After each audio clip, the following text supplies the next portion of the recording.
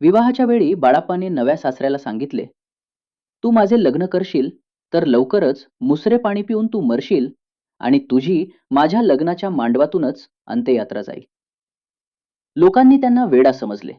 कोणी ऐकले नाही आणि लग्न झाले.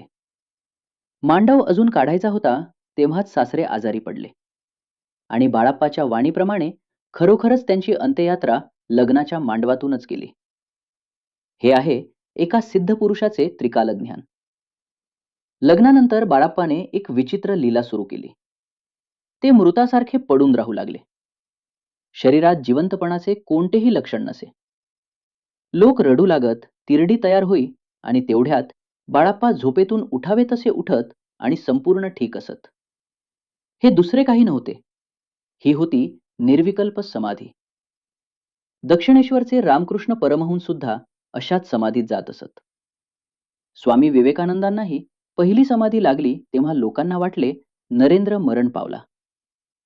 योगी जेव्हा समाधीत जातो तेव्हा त्याचे मन आत्मरूपात विलीन होते. शरीर आणि जग यांशी त्याचा काहीही संबंध उरत नाही. ही अवस्था झोप, स्वप्न किंवा बेशुद्धीपेक्षा अगदीच वेगळी असते.